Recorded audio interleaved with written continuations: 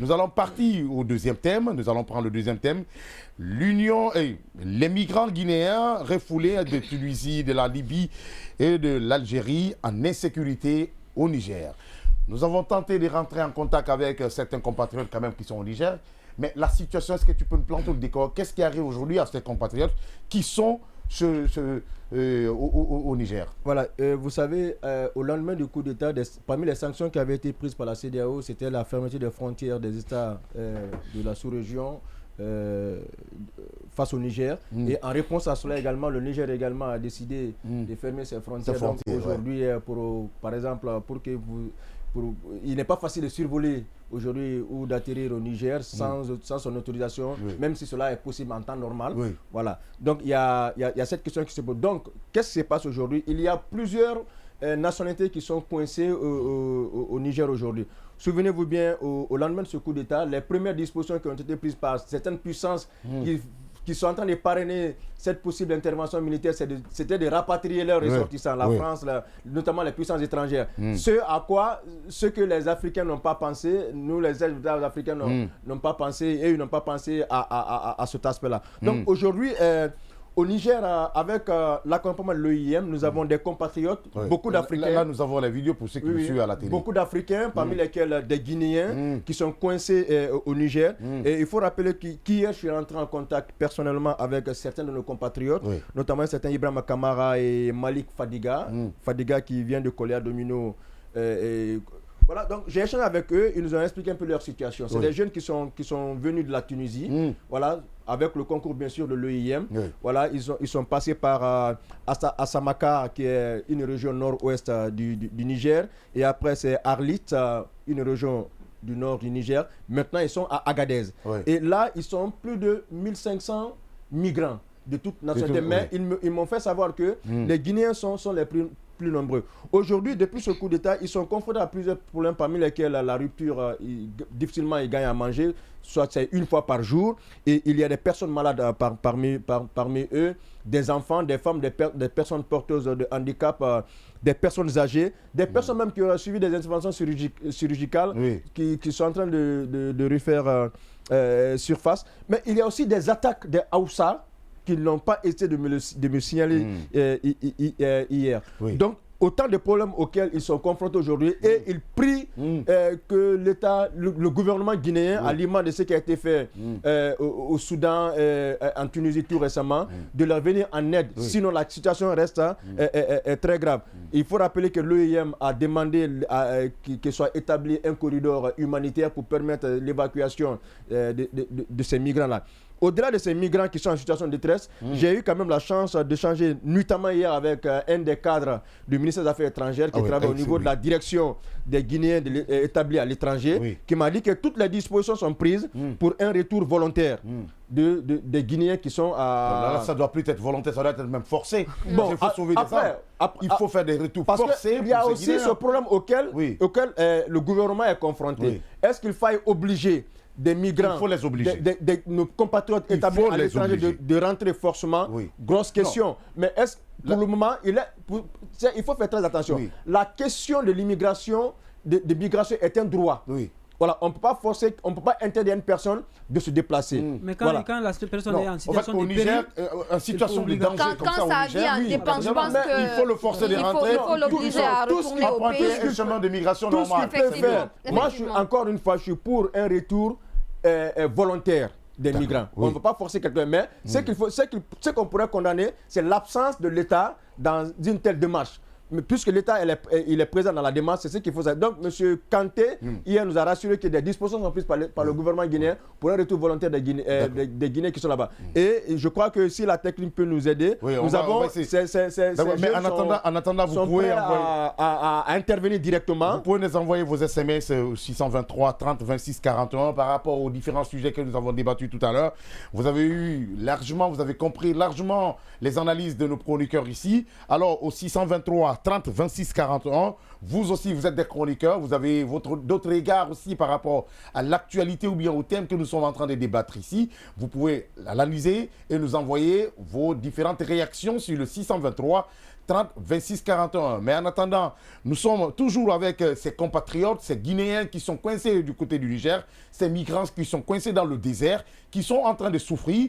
Hier, nous sommes rentrés en contact par le biais de Odilon avec certains de nos compatriotes qui ont dépeint la situation, qui pensent que ça ne va pas du tout. Si rien n'est fait, vous le voyez déjà sur les images, ces migrants qui sont dans des tentes de réfugiés, mais franchement, dans le désert, ça en dit long. Est-ce que l'OIM aujourd'hui, au lieu de prendre ces migrants, pour toi, au lieu de prendre ces migrants, aller les déverser par exemple sur le désert, à la frontière d'un pays, pourquoi ne pas les rapatrier directement dans les pays d'origine? Bien entendu. Ou bien dans un pays stable? Oui, mais d'ailleurs c'était encore mieux de les amener dans des états différents. Mais peut-être il peut y avoir donc des conditions qui ne soient pas réunies. Quand vous savez que vous avez affaire avec plusieurs nationalités, que vous n'avez pas donc des vols à affréter pour chaque nationalité, ça va être un problème. Mais c'est peut-être trouver un centre de regroupement ou un lieu de regroupement.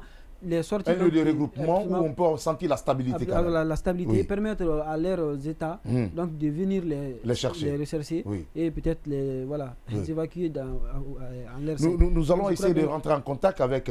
et l'autre chose qu'il faut signaler est qu'ils m'ont dit que jusque-là, ils ont du mal à entrer en contact avec le consulat guinéen quand ils demandent à l'OIM. Donc, ces derniers ne les facilitent pas cette tâche-là. Nous avons quand même un consulat, pas d'ambassade, mais nous avons un consulat au Niger. Donc, jusqu'à présent, ces migrants ne sont pas rentrés en contact avec eux. Nous allons tenter de rentrer en contact avec ceux-ci, avec ces migrants, nos compatriotes qui sont de l'autre côté du Niger. Parlez exactement ce qui concerne ces migrants.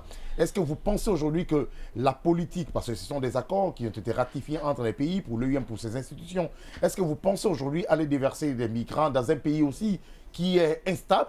C'est aussi une solution? Est-ce que c'est une solution? Mais il faut voir pour qui. Pour ceux qui les rapatrient, c'est une solution parce que l'objectif pour eux, c'est de les enlever de leur territoire, c'est de les sortir de leur pays. Si à partir du moment où ils sortent, ils pourraient mourir. Pour eux, ce n'est pas le problème. En fait, ils ne se soucient pas de leur bien-être. Leur seul objectif, c'est qu'ils quittent le pays. Et si c'est fait, il n'y a plus aucun souci pour eux. Maintenant, est-ce que c'est une bonne chose? Le simple fait pour un Africain d'être migrant dans un pays africain, ce n'est pas une bonne image. Parce que rappelez-vous qu'il y a deux choses. Il y a la question de l'intégration économique et politique de l'Afrique, où les personnes devraient être libres de circuler et de circuler avec leurs biens. Mais ce n'est pas le cas. La deuxième chose, c'est que ça montre que le gouvernement ont échoué. Les gouvernements respectifs des pays de l'Afrique au sud du Sahara ont véritablement échoué. Quelques-uns seulement sortent de ce lot.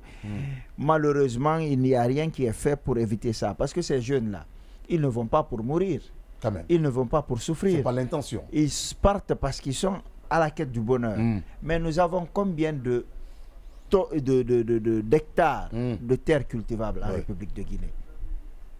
Qu'est-ce qu'on a fait pour aménager ces terres-là et pour permettre à ces jeunes de travailler ici, de vivre à côté de leur famille et de pouvoir gagner leur subsistance? Parce que des enfants qui y vont, c'est parce qu'ils se disent que l'horizon est bouché. Aujourd'hui, la plupart des jeunes se disent dans leur tête que si tu n'es pas à la fonction publique, c'est que tu ne peux pas gagner du travail. C'est ce qu'on met dans la tête. Mais il y a d'autres discours aussi, il y a d'autres aussi, même après d'autres... Même quand on les donne aussi des startups à développer, même quand on les donne aussi d'autres chances de subvenir à leurs besoins dans d'autres secteurs, mais il y a d'autres qui pensent que le bonheur se trouve en Occident.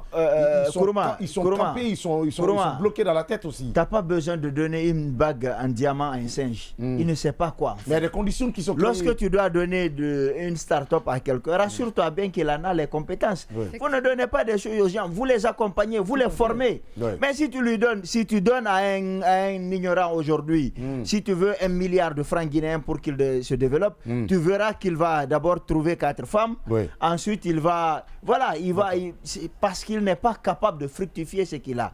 Si vous devez aider les jeunes, d'abord il faut les former, il faut aussi les encadrer, les accompagner. Mais si vous ne faites pas ça, ils ne vont pas s'en sortir. Start-up, c'est quoi? Moi j'ai vu un jeune, on lui a donné de l'argent, il dit qu'il veut aller se marier, construire au village et puis aider ses parents. Tout ça, c'est bien beau. Mais lorsque l'argent là va finir, tu vas faire quoi? Rien. C'est ça la question. Parce que tu n'as pas de l'argent pour avoir cette villa. Oui. 10 villas.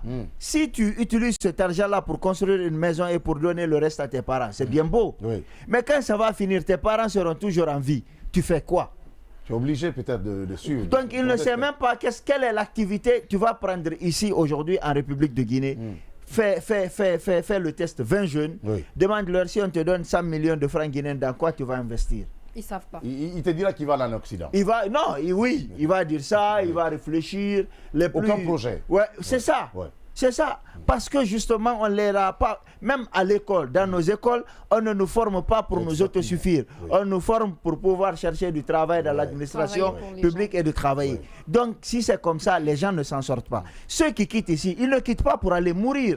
Ils se quittent parce que l'horizon est bouché, ils ne voient rien. S'il y a de véritables perspectives d'avenir, il n'y a personne qui n'a pas envie de dormir, d'aller au travail, de revenir, de jouer avec sa femme, ses enfants, d'aller rencontrer ses parents, de chercher la baraka. On veut tous réussir chez nous. Mais regardez, on a eu l'indépendance 2 ans avant le Sénégal. Aujourd'hui, quand tu es malade, tu vas te soigner au Sénégal.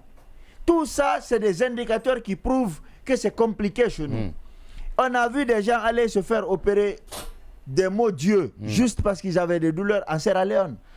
Qui a connu la guerre quand même. Oui. Tout ça, ce n'est pas bien. Et de façon globale, c'est l'Afrique noire qui a échoué. Et rien n'est fait. On continue encore à détourner, on continue à nommer par népotisme. On continue à avoir des gens qui sont nommés alors qu'ils ont de faux diplômes. Oui. Quand c'est comme ça, vous ne vous en sortez pas. D'accord. Vous ne vous en sortez pas. Et on continue dans tout ça de dire que sans une personne particulière, que nos États ne peuvent pas progresser. On vit dans ce mensonge-là et je pense que malheureusement, nos concitoyens vont continuer à mourir dans la Méditerranée, vont continuer à être vendus tels des esclaves, tels des objets dans les pays du Maghreb. Alors, avec les images, par exemple, tu es en train de citer quand même qu'ils vont mourir dans la Méditerranée, ils vont être vendus, l'esclavage, tout.